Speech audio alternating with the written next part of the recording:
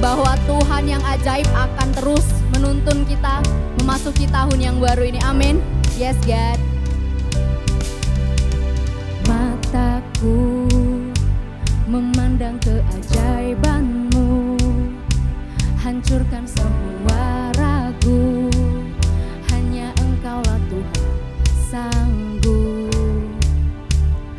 Imanku timbul dari perkataan-Mu, setiap hari kuatkanku, firman-Mu yakinkan langkahku. Sungguh ajaib perbuatan-Mu selalu, hatiku percaya padamu Yesus. Come on.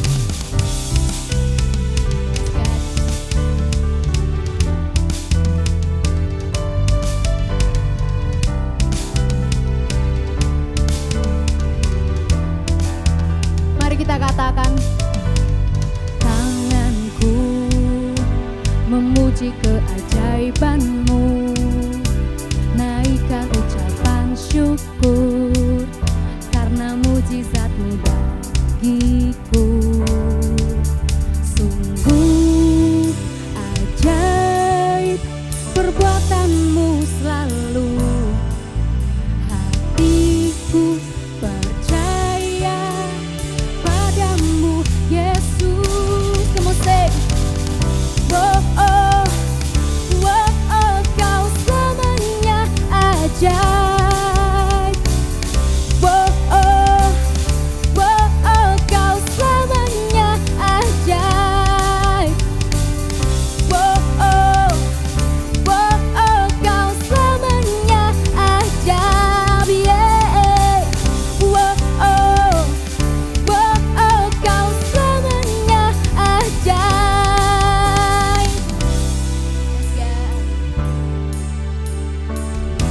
Engkau ajaib Tuhan, perbuatan-Mu Tuhan untuk hidup kami Yesus.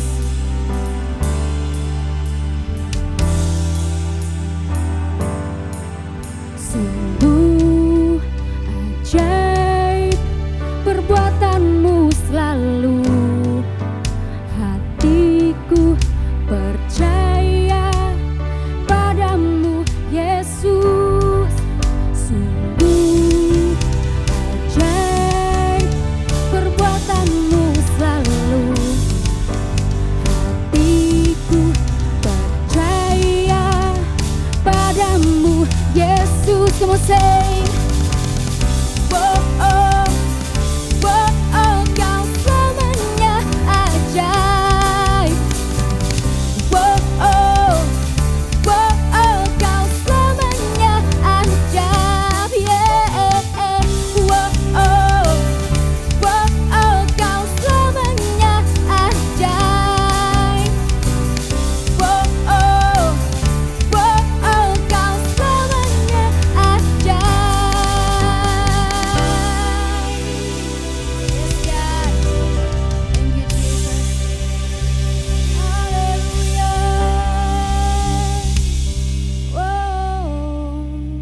bersyukur Tuhan buat tahun yang baru ini ya Bapa. Kebaikan-Mu Tuhan Yesus, kebaikan-Mu terus menyertai kami Tuhan.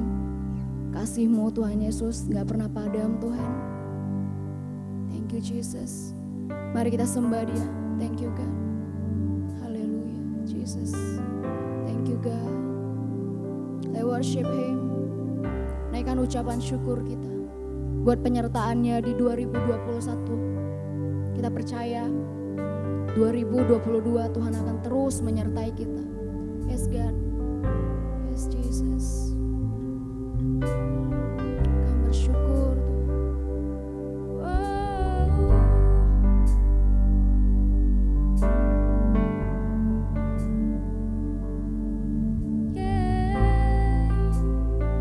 Mari naikkan ucapan syukur kita, sebab Dia layak.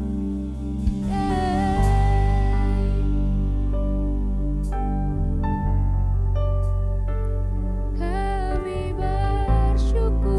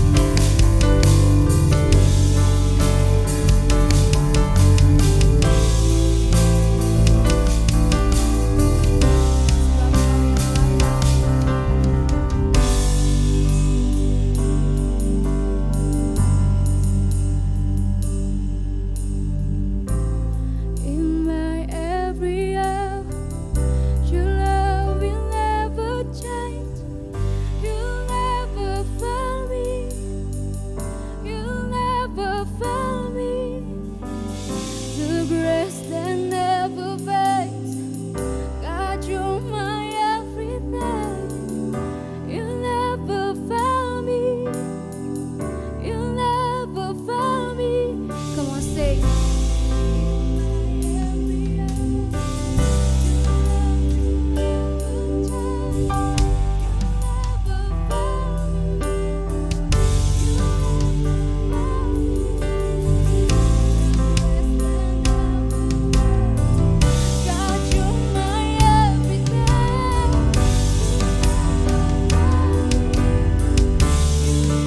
Come on, sing, come on, sing.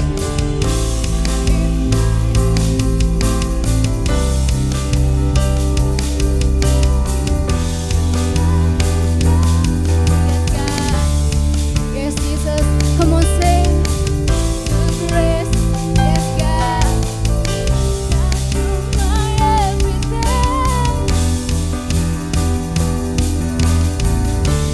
Yes, Jesus.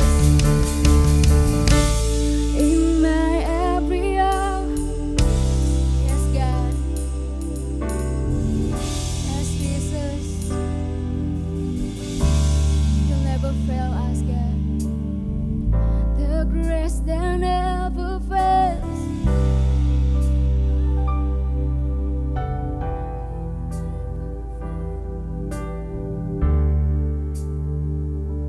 Yes, God. Thank you, Jesus. Yes, God.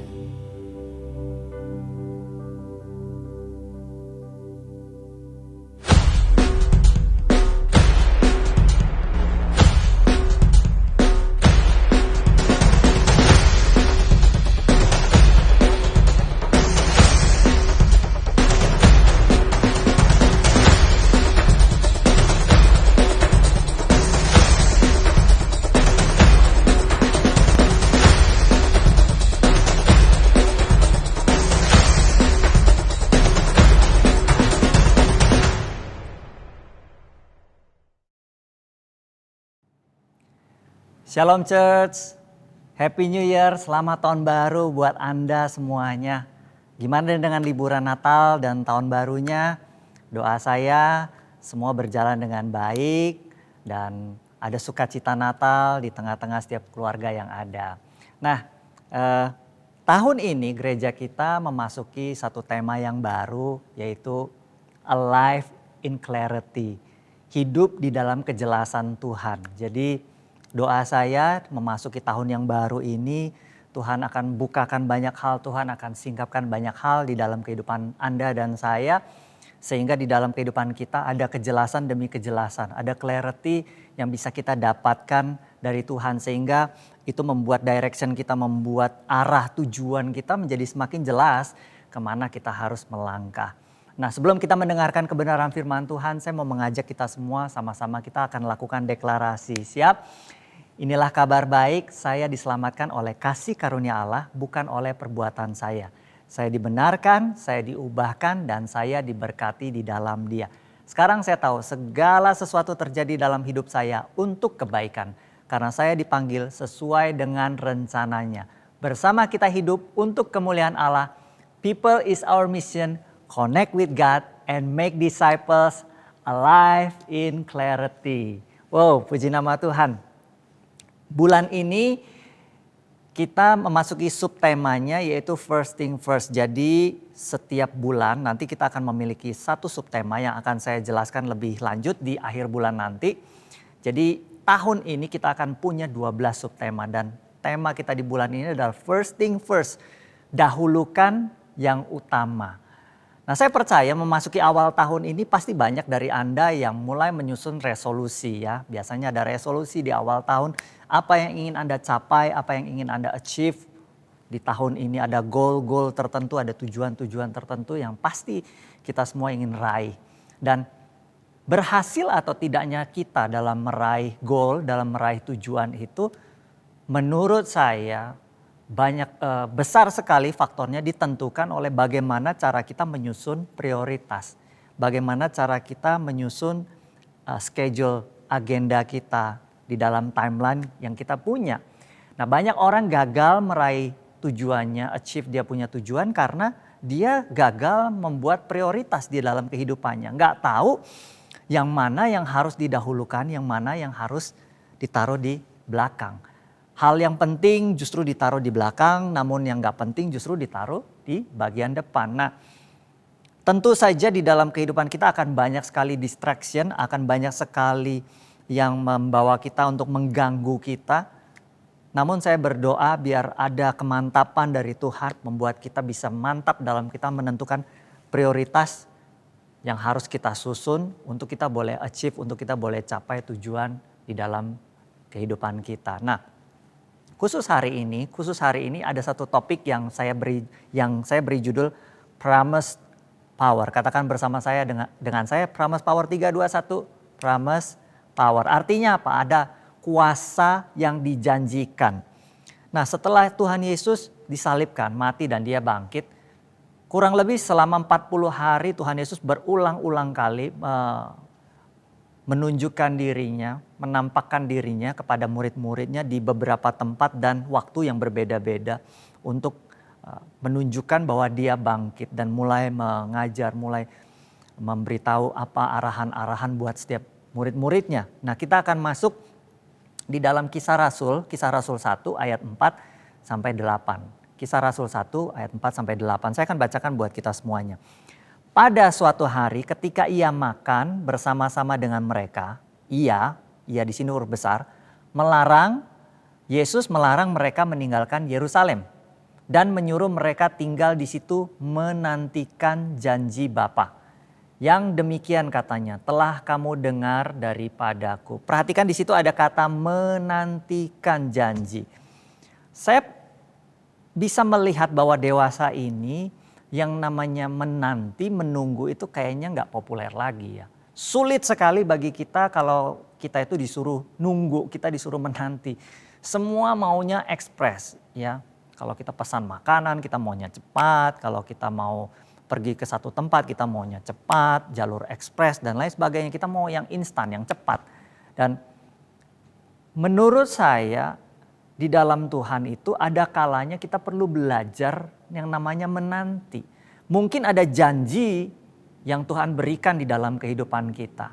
Ada satu pengharapan yang kita ingin dapatkan di dalam Tuhan. Tetapi hari ini firman Tuhan mengingatkan bahwa kita perlu belajar menantikan.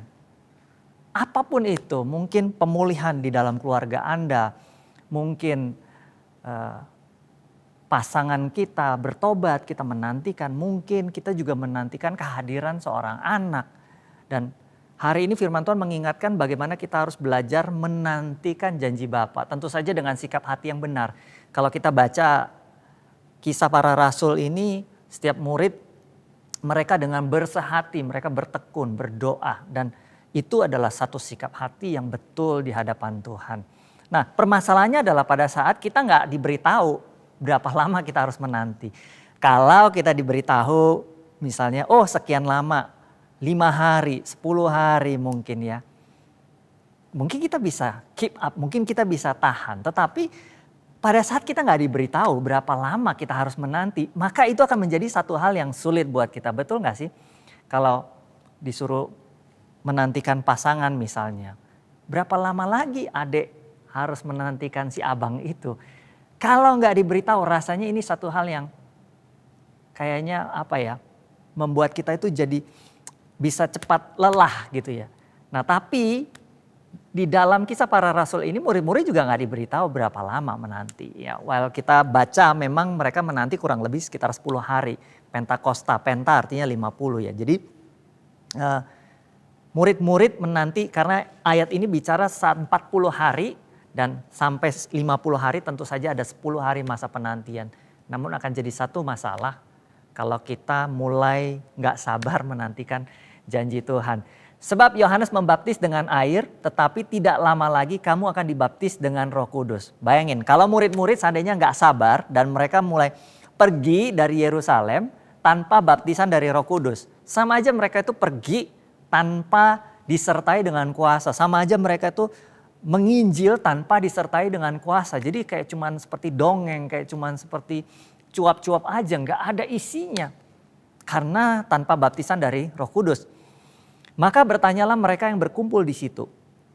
Nah, ini pertanyaan murid-murid, Tuhan, maukah engkau, will you, pada masa ini memulihkan kerajaan bagi Israel?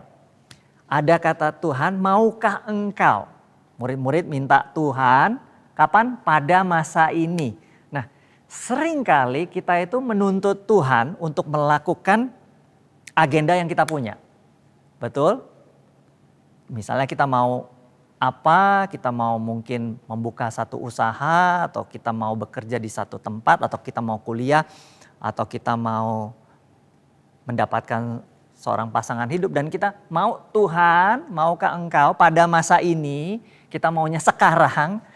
Tapi tentu saja Tuhan punya preference waktunya sendiri, karena Tuhan dia bergerak di dalam kekekalan, dia tahu timing yang the best, timing yang terbaik. Tuhan mau memulihkan Israel, tapi sesuai dengan masa dan waktunya Bapa. Ayat yang ke-7 dikatakan gini, jawabnya Tuhan bilang, engkau tidak perlu mengetahui masa dan waktu yang ditetapkan Bapa sendiri menurut kuasanya.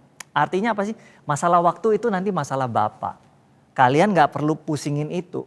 Padahal tadi murid-murid bilang, sekarang mereka ingin Tuhan memulihkan. Tapi Tuhan itu bukan sekarang maunya. Kemudian ayat yang ke-8.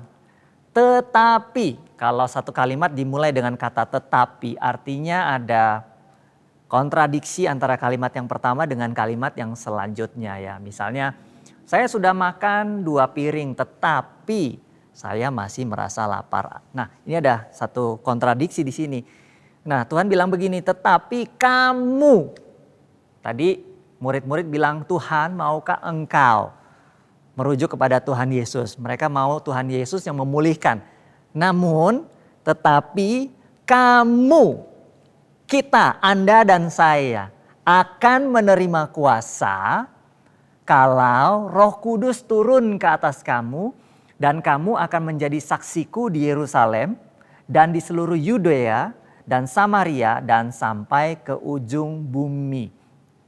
Ternyata Tuhan mau memakai Anda dan saya. Tuhan mau memakai kita, Tuhan mau berpartner dengan kita dan memperlengkapi kita dengan kuasa dari yang maha tinggi untuk kita bisa menjadi saksinya.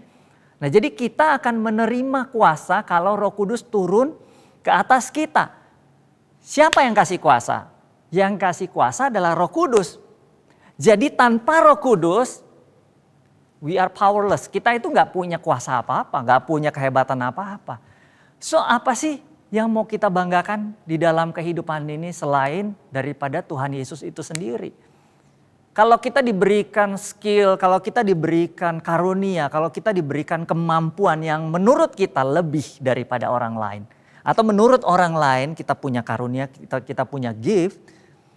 Menurut saya itu bukanlah satu dasar untuk kita bisa menjadi sombong. Karena yang memberikan kuasa adalah Roh Kudus. Dan biarlah kuasa itu datangnya dari Roh Kudus dipergunakan untuk kemuliaan Tuhan. Dikembalikan segala kemuliaan untuk nama Tuhan. So apa sih yang buat kita sombong? Apa sih? Dan kita harus belajar menjadi orang yang tidak memandang orang lain seolah-olah lebih rendah posisinya daripada kita. Seolah-olah kita gak perlu belajar lagi. Menurut saya kita perlu senantiasa memiliki sikap hati yang mau merendahkan hati kita, mau belajar, memandang semua orang dengan sama di hadapan Tuhan. Karena apa? Karena kuasa itu datangnya dari Roh Kudus, bukan dari dalam diri kita sendiri. Kita gak punya kemampuan apa-apa. So, jangan pakai ini sebagai alasan kita untuk menyombongkan diri. Dan di satu sisi kita harus belajar memiliki satu keyakinan bahwa yang memberikan kita kuasa ini Roh Kudus. Bukan pribadi yang main-main. Roh Kudus, Allah itu sendiri, salah satu pribadi dari Allah Tritunggal. Ada berdiam di dalam kuasa, di dalam kita sehingga kita bisa memiliki kuasa saat kita itu menjadi saksi ya. Bukan saat kita itu melakukan hal-hal yang menyenangkan diri kita sendiri. Saat kita menjadi saksinya Tuhan, maka Roh Kudus itu akan turun ke atas kita, memberikan kuasa di dalam kehidupan kita. Seperti seorang tentara, kalau dia mau memulai masa dinasnya, kan gak mungkin ya komandannya itu bilang sama dia begini, oh kamu sudah lulus tes, nah sekarang kamu pergi ke jalan, misalnya jalan A, di sana ada toko senapan, silakan kamu beli senapan, baju, seragam, kemudian sepatu boot. Kebetulan granat di sana, senapan di sana lagi ada diskon gitu, kamu boleh beli di sana. Saya rasa nggak begitu. Tetapi negara akan menyiapkan, negara akan memberikan perlengkapan, negara akan mengequip segala hal yang dibutuhkan oleh tentara ini supaya dia bisa melakukan tugas-tugas yang dilimpahkan, tugas-tugas yang diberikan kepadanya. Betul? Sama halnya dengan kita, Tuhan ingin kita menjadi saksinya dia, maka dia akan mencurahkan kuasanya, mencurahkan rohnya atas kita. Sehingga kita bisa melakukan setiap tugas-tugas, setiap mission yang Tuhan berikan di dalam kehidupan kita. Dan missionnya itu apa? Yang paling utama adalah kita menjadi saksinya. Saksi Yesus. Kalau kita bilang kita adalah saksi Yesus, yang namanya saksi, yang namanya fokus utamanya itu harusnya adalah Yesusnya. Bukan kebalikannya. So pastikan di dalam setiap kesaksian kita, di dalam setiap kehidupan kita. Jangan pernah sampai orang melihatnya seolah-olah terbalik. Kok kayaknya kebesaran Tuhannya nggak nampak, yang nampak hanya kesombongan, egonya yang nampak. Tapi justru orang lain harus melihat kita seperti Yohanes, biarlah kita semakin kecil dan Yesus semakin besar. Kita ini saksi, kita harus membuat Tuhan itu terlihat baik. Kita harus membuat Tuhan itu menjadi fokus utama, topik utamanya. Sedangkan kita ini adalah pendukungnya. So pastikan jangan sampai terbalik. Dan kalau bilang di situ adalah menjadi saksi. Kata saksi di situ dalam bahasa aslinya martus ya. Dari situ lahir kata martir. Martir itu apa sih? Seorang yang bersedia, willing untuk melepaskan nyawanya, merelakan nyawanya demi satu hal yang dipercayainya. Kita menjadi saksi, artinya apa? Dalam setiap aspek kehidupan, bukan hanya dalam waktu tertentu, bukan hanya bersaksi, tetapi kita menjadi saksi. Anda dan saya adalah saksinya Tuhan dimanapun kita berada. Baik Anda misalnya sebagai guru, Anda adalah saksi Kristus yang berprofesi sebagai guru memang betul. Tetapi sejatinya kita semua adalah saksinya Tuhan. Sehingga di dalam setiap aspek kehidupan kita, kita harus menjadi saksi, kita harus menceritakan kebesaran Tuhan. Di dalam keluarga, di dalam pekerjaan kita, di dalam usaha kita, di dalam sekolah kita. Dimanapun Tuhan tempatkan, di setiap komunitas kita ada, kita harus menjadi saksi, bukan bersaksi. Kalau bersaksi itu ya dalam temporary aja, dalam sekian waktu aja, habis itu udah.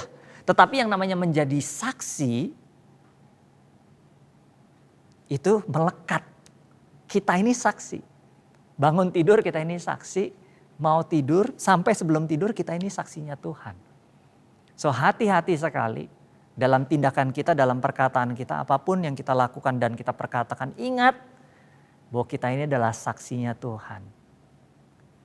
Dan percaya bahwa Tuhan mencurahkan rohnya di dalam kehidupan kita untuk kita bisa melakukan tugas ini.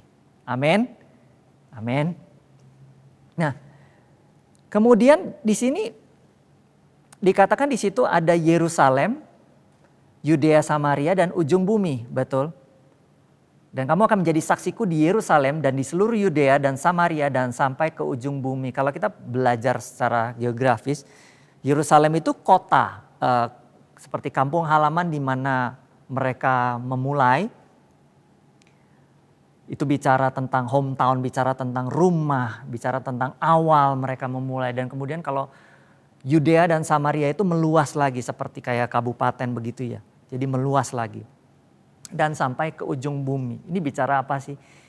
Bicara bagaimana kita itu memulai dari skup yang lebih kecil. Mulai aja dulu dari rumah.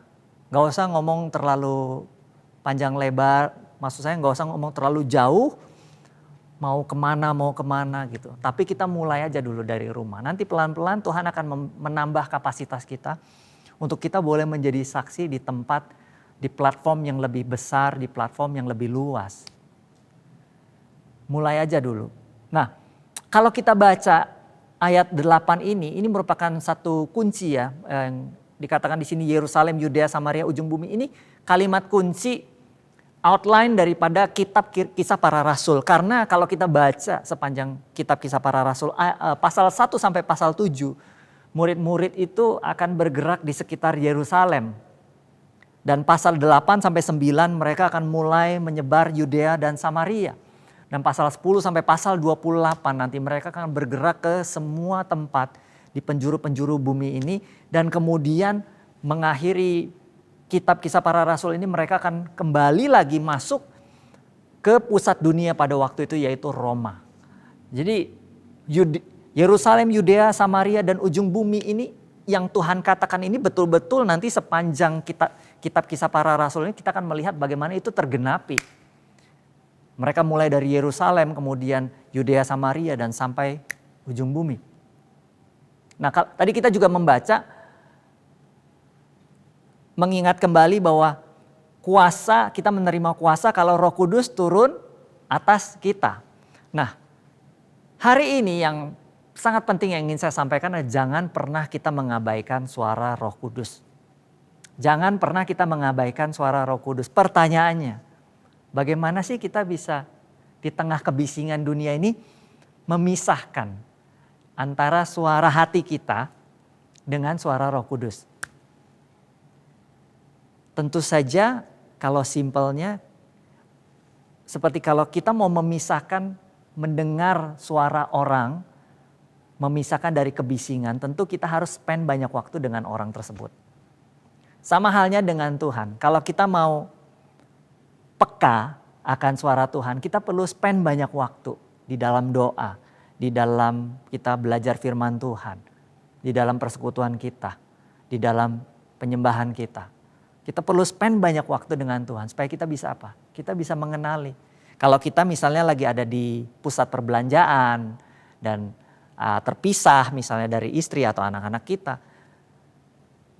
Hebatnya pada saat mereka memanggil, dari antara begitu banyak orang kita bisa mengenali, betul?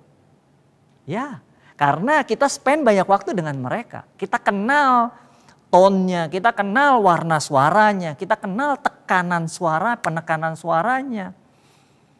Kita kenal karakternya. Demikian halnya juga dengan Tuhan. Kalau kita mau bisa mendengar suara Roh Kudus, kita perlu spend banyak waktu dengan Roh Kudus. Kita perlu menghabiskan banyak waktu. Supaya apa? Supaya kita bisa mengenali karakternya, warna suaranya, tone-nya, tekanannya. Dan kita perlu belajar banyak tentang firman Tuhan. Nah, di dalam kehidupan kita Tuhan sudah memberikan panduan untuk kita bisa mengarungi kehidupan ini, yaitu apa? Firman Tuhan. Firman Tuhan ini adalah kata-kata daripada Tuhan sendiri, kalimat yang diucapkan daripada Tuhan sendiri. Jadi kita perlu belajar disiplin untuk kita bisa membaca kebenaran firman Tuhan. Nah, satu hal yang ingin saya sampaikan buat Anda semuanya dalam kita membaca firman Tuhan, hati-hati agar kita betul-betul memahami konteks daripada firman Tuhan yang ingin kita pelajari. Karena konteks itu penting sekali. Konteks itu seperti penempatan. Simpelnya firman Tuhan itu lagi ngomong tentang apa sih? Topiknya itu lagi ngomong tentang apa? Saya ambil contoh misalnya. Matius 6 ayat 33. Banyak sekali orang yang sering mengutip ayat ini. Tetapi carilah dahulu kerajaan Allah dan kebenarannya, maka semuanya itu akan ditambahkan kepadamu. Betul? Ayat ini seringkali dikutip orang dan mulai dicomot dan mulai diaplikasikan dalam berbagai hal-hal yang menurut saya terkadang tidak sesuai dengan konteksnya. Mereka bilang, carilah dahulu kerajaan Allah dan kebenaran, maka semuanya itu menurut mereka ya bisa jadi di situ rumah mewah, bisa jadi mobil mewah, mobil banyak, misalnya hal-hal yang bahkan beyond imagination gitu ya. Menurut mereka semuanya bisa kok ditambahkan kepada kita. Nah, konteksnya lagi ngomongin apa? Kalau kita baca ayat yang ke-31, tetapi sebab itu janganlah kamu khawatir dan berkata, apakah yang akan kami makan? Yang akan kami makan? Apakah yang akan kami minum? Apakah yang akan kami pakai? Jadi konteks firman Tuhan itu lagi ngomongin yang akan kita makan, kita minum, dan kita pakai. Ayat 32, semua itu, apa semua itu? Yang kita makan, yang kita pakai, yang kita minum, dicari bangsa-bangsa yang tidak mengenal Allah. Akan tetapi Bapamu yang di sorga tahu bahwa kamu memerlukan semuanya itu. Nah, jadi perlu hati-hati kita belajar yang namanya konteks. Jangan sampai kita pikir, wah berarti mobil mewah tadi termasuk dong. Berarti yang gadget yang mahal-mahal berarti termasuk. No, di sini Tuhan sedang bicara tentang apa yang kita makan, apa yang kita minum, apa yang kita pakai. So, dalam belajar kebenaran firman Tuhan, perlu hati-hati kita belajar yang namanya konteks. Kemudian, mendengar suara Tuhan atau suara Roh Kudus itu bukan berarti kita harus mendengar secara audible. Mendengar audible itu apa sih? Maksudnya mendengar seperti saudara mendengarkan suara saya saat ini. Bisa terdengar dengan telinga kita. Enggak harus seperti itu. Bisa saja melalui kebenaran firman Tuhan. Bisa melalui keadaan. Bisa melalui pemimpin-pemimpin yang ada di atas kita. Bisa melalui keluarga kita. Dan bisa melalui banyak hal. Dan suara itu harus dan perlu diuji. Gimana sih cara mengujinya? Karena kadang-kadang bisa mix yang namanya suara hati dengan suara Roh Kudus, betul gak sih? Nah, saya mau berikan sedikit kisi-kisi. Gimana kalau suara hati itu seperti apa? Suara hati itu mendatangkan keuntungan hanya buat diri kita sendiri. Menjadikan diri kita sebagai pusat center. Pusat dari setiap keputusan kita. Seolah-olah dunia itu berputarnya itu ya mengelilingi kita. Menyenangkan diri sendiri saja. Dan biasanya tidak bertentangan dengan kesenangan kita pribadi. Contohnya apa? Misalnya tiba-tiba seorang suami berkata kepada istri, tadi malam saya dengar suara berkata kepada saya, pasang 4 angka. 7878 misal contoh jangan dipasang betulan. 7878. Ini sepertinya Tuhan yang berbicara supaya apa? Dia ingin memberkati kita. Nah, betul gak kira-kira? Nah, ini biasanya hanya mendatangkan kesenangan untuk diri kita. Atau bilang begini, yang single nih misalnya. Mendatangi seorang pria mendatangi seorang wanita dan kemudian berkata, saya berdoa dan Tuhan bilang kamu adalah jodohku. Bisa gak? Bisa aja sih, tapi itu sekali lagi perlu diuji. Gak mungkin Tuhan hanya bicara kepada si pria. Tuhan juga bisa bicara kepada yang wanita. Tuhan juga bisa bicara kepada mungkin pemimpinnya. Tuhan bisa bicara kepada orang tuanya. Banyak hal. So, perlu diuji, jadi hati-hati sekali dalam kita menginterpretasikan suara Roh Kudus. Kata kuncinya apa? Perlu diuji. Nah, suara Roh Kudus itu seperti apa sih? Menurut saya, mendatangkan keuntungan buat Tuhan. Menjadikan Tuhan sebagai pusat daripada keputusan kita. Berorientasi untuk menyenangkan Tuhan. Walaupun terkadang bertentangan dengan kesenangan kita. Mendatangkan keuntungan hanya buat Tuhan. Dan berorientasi menyenangkan Tuhan. Walaupun itu kadang bertentangan dengan kesenangan kita. Misalnya apa? Mengampuni orang. Enak gak sih ngampunin orang? Gak enak. Gak enak. Hati kita, daging kita itu kesel kalau kita bilang saya mau mengampuni dia. Namun itulah kebenarannya. Kalau ada suara yang berkata ampuni, bisa pastikan itu adalah suara daripada Roh Kudus. Walaupun itu nggak sesuai dengan kesenangan kita, nggak sesuai dengan hati kita, nggak sesuai dengan daging kita. Tapi saya bisa pastikan itu adalah dari Roh Kudus. Melayani orang. Kalau Tuhan panggil kita untuk masuk ke dalam satu ladang pelayanan apapun itu, bukan hanya di gereja, banyak hal di dalam kita melayani, bisa melayani komunitas, melayani banyak hal. Kalau melayani orang, enak gak? Enggak. Kadang mengorbankan banyak hal.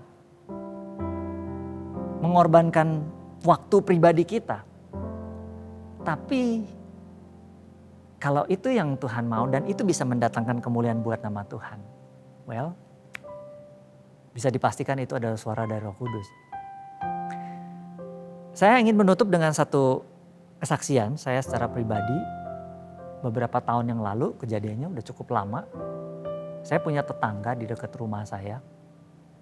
Dan saya sering lihat dia ada di depan rumah, ngelamun gitu ya.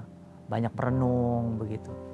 Dan biasanya waktu saya pulang misalnya dari tempat kerja baik ataupun dari gereja malam hari saya sering lihat dia di depan rumah. Dan saya nggak tahu malam itu waktu saya pulang waktunya udah cukup malam. Kalau saya nggak salah ingat waktu itu habis dari gereja saya pulang waktunya udah cukup malam dan sebenarnya saya juga udah cukup lelah. Saya berencana untuk pulang sampai rumah ya beres-beres istirahat. Tapi nggak tahu kenapa semacam ada dorongan dalam hati saya bilang untuk datangi orang tersebut dan mulai ajak dia bicara, mulai ajak dia ngobrol. Ya udah, saya coba nurut aja. Jadi saya mulai mendatangi dia dan kita mulai berbicara, kita mulai sharing-sharing, saya tanya, nah kemudian dia mulai bercerita permasalahan dia. Yaitu permasalahan dengan keluarganya, tepatnya dengan istrinya sendiri. Banyak hal dia share dan somehow di dalam hati saya kemudian Tuhan taruh satu keberanian untuk saya boleh bicara dengan dia, untuk saya boleh ngomong sama dia tentang bagaimana seorang laki-laki, suami sebagai imam dan mulai mengajak dia untuk melepaskan pengampunan. Berdoa buat istrinya dan banyak hal. Singkat cerita awalnya dia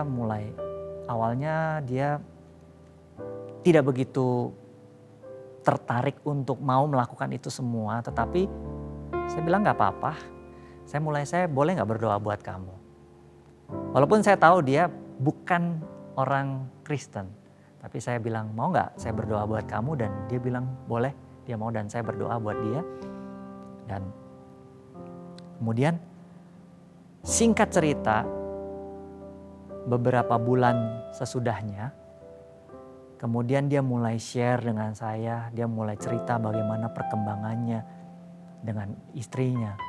Bagaimana dia mengalami pemulihan dengan istrinya. Wow, kami waktu bercerita, waktu saya mendengarkan kesaksian ini dari dia, hati saya begitu bersuka cita ya, wah luar biasa sekali karya Tuhan di dalam kehidupan dia.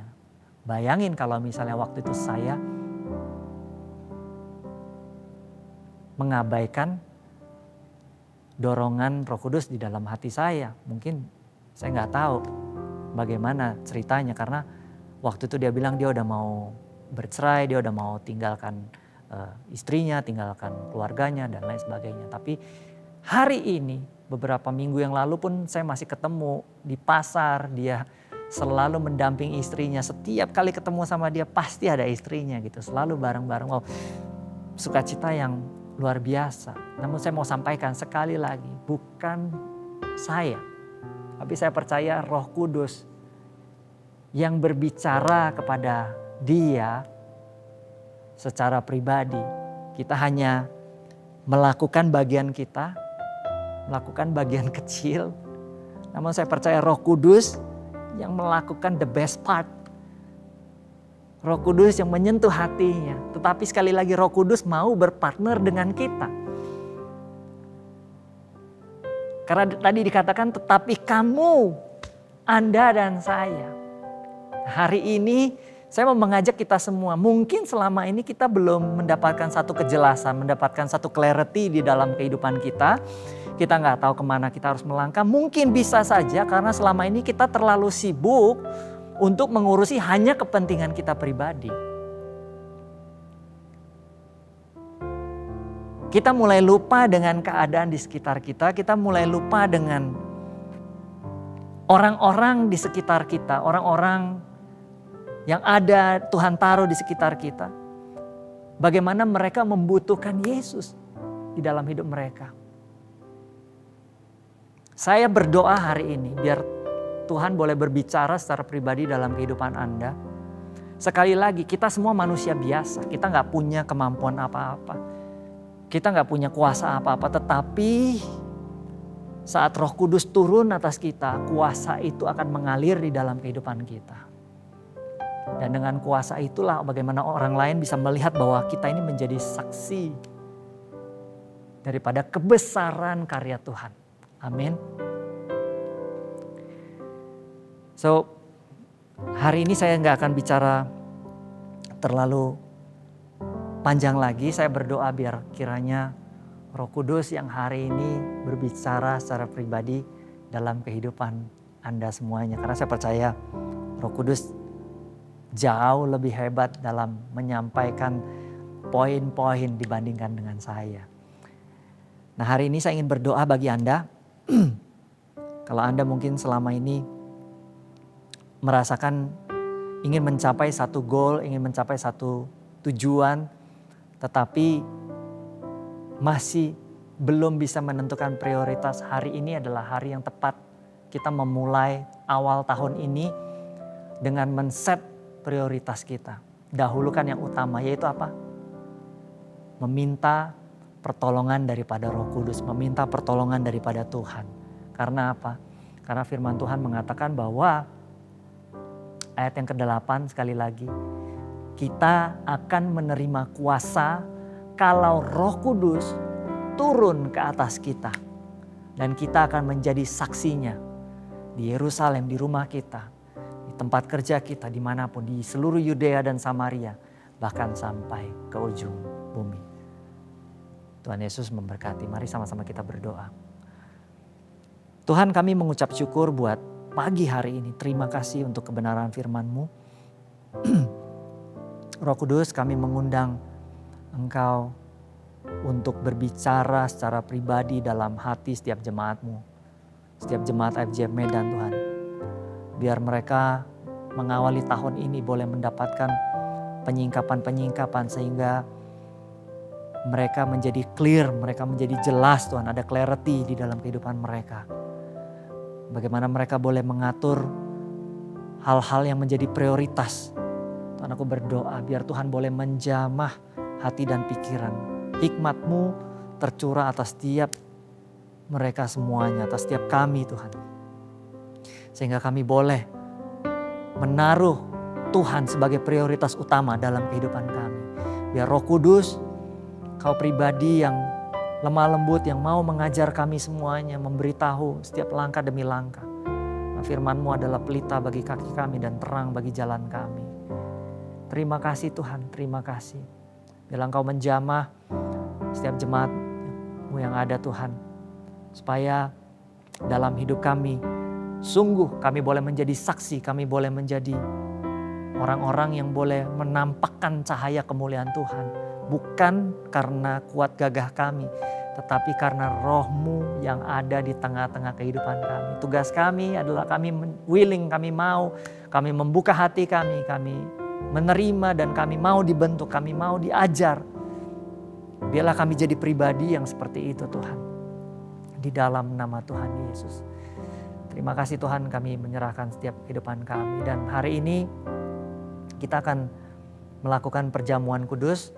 Dan saya mau mengajak Anda semuanya untuk boleh sama-sama mempersiapkan roti dan anggur. Untuk kita boleh sama-sama memasuki perjamuan kudus. Mari kita mengangkat roti yang ada di tangan kanan kita. Tuhan, kami mengucap syukur buat roti ini yang melambangkan tubuh-Mu. yang sudah Tuhan pecah-pecahkan bagi setiap kami semuanya. Dan kami mau Tuhan mengambil satu komitmen untuk kami boleh sungguh belajar akan kebenaran firman-Mu Tuhan. Disiplin untuk kami boleh terus membangun kehidupan kami. Bukan hanya sehari tetapi setiap hari kami boleh belajar tentang kebenaran firman-Mu. Sehingga tubuh-Mu bukan hanya menjadi sekedar simbol tetapi sungguh ada satu komunion, ada satu persekutuan antara kami dengan Engkau Tuhan. Terima kasih Tuhan, terima kasih. Sebab apa yang telah aku teruskan kepadamu telah aku terima dari Tuhan. Yaitu bahwa Tuhan Yesus pada malam waktu ia diserahkan mengambil roti. Dan sesudah itu ia mengucap syukur atasnya. Ia memecah-mecahkannya dan berkata, inilah tubuhku yang diserahkan bagi kamu. Perbuatlah ini menjadi peringatan akan aku. Mari sama-sama kita makan roti ini di dalam nama Tuhan Yesus.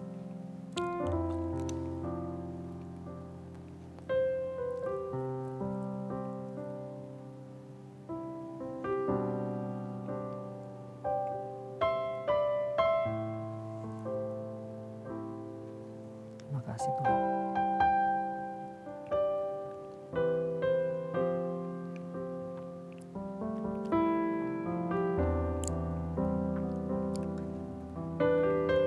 Mari sama-sama kita angkat anggur yang melambangkan darah Tuhan Yesus. Tuhan, kami mengucap syukur buat anggur ini yang melambangkan darah-Mu yang sudah Tuhan curahkan bagi setiap kami semuanya. Tanpa darah-Mu ini gak ada satupun dari kami yang layak Tuhan untuk memasuki ruang Maha Kudus. Darah-Mu yang memampukan kami, yang melayakkan kami. Sehingga kami bisa berkata memanggil Engkau Bapa kami. Kami mengucap syukur Tuhan dan kami mau berkomitmen, kami gak mau memandang ini sebagai suatu hal yang remeh Tuhan. Kami mau menghormati, menghargai setiap darah yang sudah Tuhan curahkan bagi kami. Dengan cara kami boleh hidup sungguh-sungguh mengikuti setiap kebenaran firman-Mu Tuhan. Kami boleh hidup sungguh-sungguh sehingga kami boleh menjadi saksi-Mu Tuhan. Dimanapun, di Yerusalem, Yudea, Samaria, bahkan sampai ke ujung bumi. Terima kasih Tuhan. Demikian juga ia mengambil cawan sesudah makan lalu berkata, cawan ini adalah perjanjian baru yang dimateraikan oleh darahku. Perbuatlah ini setiap kali kamu meminumnya menjadi peringatan akan aku. Mari sama-sama kita minum anggur ini di dalam nama Tuhan Yesus.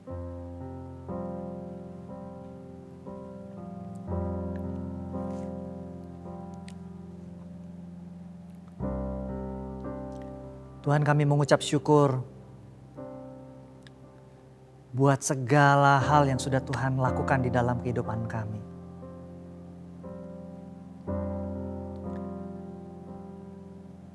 Dan hari ini kalau kami ada di awal tahun 2022 ini, kami percaya itu juga adalah karena perkenanan Tuhan di dalam kehidupan kami.